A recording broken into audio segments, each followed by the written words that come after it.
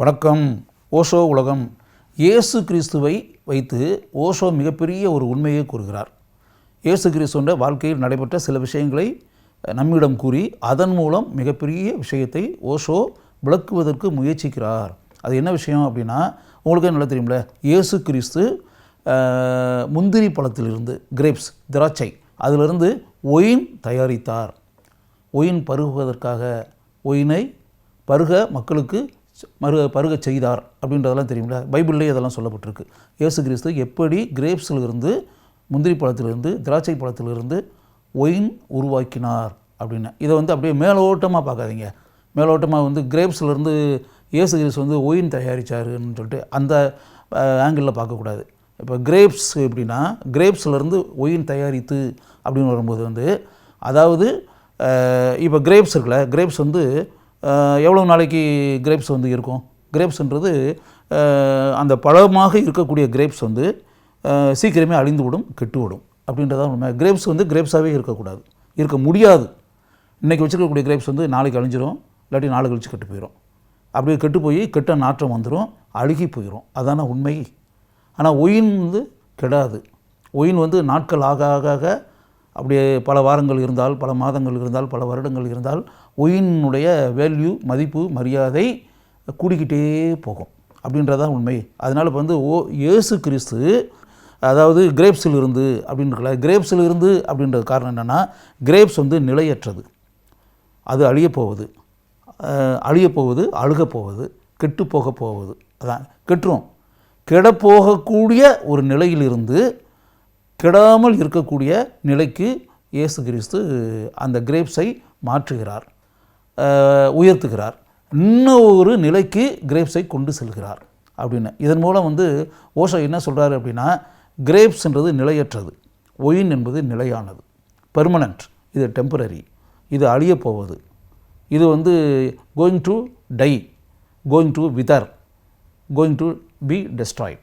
எப்படி வேணாலும் எடுத்துக்கலாம். இது கிட்டத்தட்ட கெட்டு போகக்கூடிய இது, பேர்ட் ஸ்மெல் வரக்கூடியது. அழுகி போச்சுன்னா என்னாகும்? கெட்ட நாற்றம் வரும் கிரேப்ஸில் இருந்து.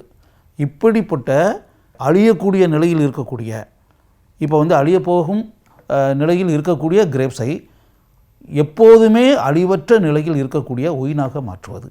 இதுதான் இயேசு கிறிஸ்துவனுடைய அந்த கிரேப்ஸ் டு ஒயின், அதுக்கு பின்னாடி இருக்கக்கூடிய தத்துவம். அதாவது இப்போ மனிதர்கள்ட்ட இப்போ நீதி போதனை, அறக்கருத்துக்கள், பல உயர்ந்த விஷயங்கள், இதையெல்லாம் மனிதர்களுடைய மனங்களில் விதைப்பது அப்படின்றது இல்லையா, விதைப்பது. இப்போ நீங்கள் இந்த கிரேப்ஸினுடைய நிலைமையில் தான் நீங்கள் இருக்கீங்க.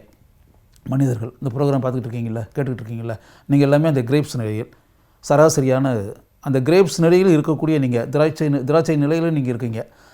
அதாவது எப்போ வேணாலும் நீங்கள் பெர்மனண்ட்டாக சாகா வரம்பெற்று நிரந்தரமாக வாழக்கூடிய நிலையில் நீங்கள் இல்லை.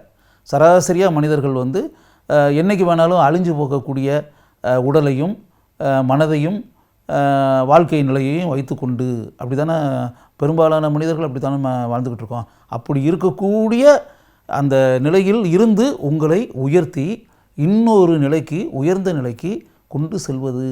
அதுதான். அப்போ இயேசு கிறிஸ்து தன்னுடைய வாழ்நாள் ஃபுல்லாக அவர் என்ன பண்ணியிருக்காரு?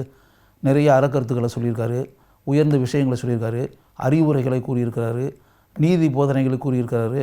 மக்களை உயர்ந்த விஷயங்களை கூறி சராசரியாக அவர்கள் வாழ்ந்து கொண்டிருக்கக்கூடிய அந்த வாழ்க்கையிலிருந்து அவர்களை உயர்ந்த தன்மைக்கு கொண்டு சென்று வாழ்க்கையினுடைய உன்னதம் என்றால் என்ன அப்படின்றத அவர்களை அனுபவிக்க செய்து, இந்த கிடைத்திருக்கக்கூடிய வாழ்க்கை எந்த அளவிற்கு பரிசுத்தமானது, உயர்ந்தது, சிறந்தது அப்படின்றத உங்களுக்கு உணர்த்துவதற்கு அவர் தன்னுடைய வாழ்நாள் முழுக்க சிரமப்பட்டிருக்கிறார், அதற்காகவே உழைத்திருக்கிறார்.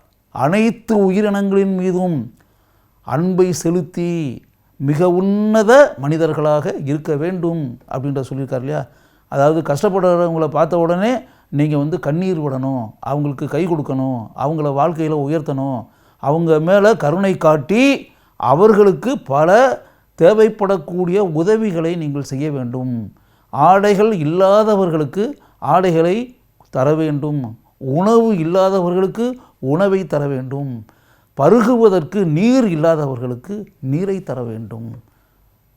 தங்குவதற்கு வசிப்பதற்கு வீடு இல்லாதவர்களுக்கு வீடுகளை அளிக்க வேண்டும். யோசித்து பாருங்கள், எவ்வளோ பெரிய விஷயம். இதே மாதிரி இப்போ இயேசு கிறிஸ்து சொன்னது மாதிரியே இந்த உலகத்தில் இருக்கக்கூடிய மனிதர்கள்லாம் பின்பற்றி நடப்பதாக இருந்தால் இந்த வாழ்க்கை எவ்வளோ பெரிய சிறந்த வாழ்க்கையாகவும் உன்னத வாழ்க்கையாகவும் சிரமங்கள் அற்ற வாழ்க்கையாகவும் கஷ்டங்கள் என்பதே இல்லாத உலகமாகவும் இருக்கும் அப்படின்றத யோசிச்சு பாருங்கள். இன்றைக்கி வேலையில்லா திண்டாட்டம், வறுமை, மக்களுக்கு உணவுக்கே வழி இல்லாத நிலை, வசிப்பதற்கு வீடு அற்ற நிலை, இதெல்லாம் நம்ம அணிவதற்கு ஆடைகள் அற்ற நிலை, இதெல்லாம் உலகமெங்கும் இன்றைக்கும் இத்தனை ஆண்டுகளுக்கு பிறகும் இருந்துக்கிட்டு இருக்கக்கூடிய ஒரு அவல நிலைன்னு இருக்குல்ல, அதை நம்ம பார்த்துக்கிட்டு தானே இருக்கோம். இந்த அவல நிலை இருப்பதற்கு என்ன காரணம், இந்த அவல நிலையை நீக்குவதற்கு என்னென்னலாம் பண்ணுனா நீக்க முடியும் அப்படின்னு இயேசுவினுடைய அந்த நீதி போதனைகள் இருக்குல்ல, அதெல்லாம் நம்ம பின்பற்றி நடந்தாலே வாழ்க்கையில் பல சிரமங்களை நம்மால் நீக்க முடியும், கஷ்டங்களை நீக்க முடியும். இந்த உலகத்தை கண்ணீர் கடலில் இருந்து விடுதலை செய்ய முடியும் அப்படின்றதான் உண்மை. அதனால் அந்த திராட்சை பழத்திலிருந்து ஒயின் உருவாக்குவது அப்படின்ற ஒரு விஷயம் இருக்கு பாருங்கள். அதை ஆழமாக நீங்கள் சிந்தியுங்கள். ஆழமாக சிந்தித்தீர்கள் என்றால் அது எவ்வளவு பெரிய உயர்ந்த நிலை, எந்த அளவிற்கு ஆழமாக சிந்திக்க வேண்டிய நிலை, எந்த அளவிற்கு அது பயனுள்ள நிலை, எந்த அளவிற்கு இந்த உலகத்தையே மாற்றக்கூடிய மிகப்பெரிய தத்துவம் அதற்கு பின்னால் மறைந்து இருக்கிறது அப்படின்றது.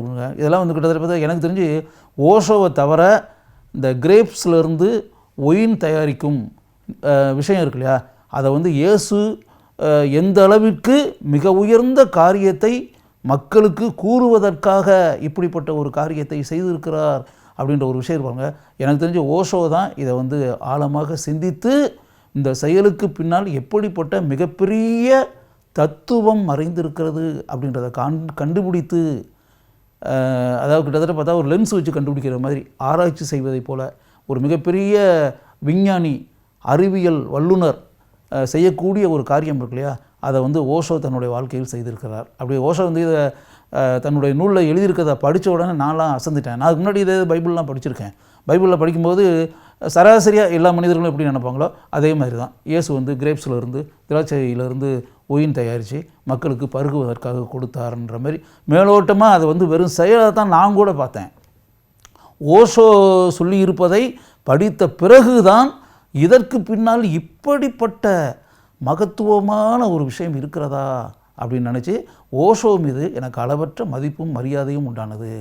இப்போ சிந்திக்கக்கூடிய விஷயம், இந்த சிந்திக்கக்கூடிய விஷயத்தை நினைக்கும் போது உங்களுக்கும் ஓஷோ மீது அளவற்ற மதிப்பு உண்டாகும் என்று எனக்கு தெரியும்.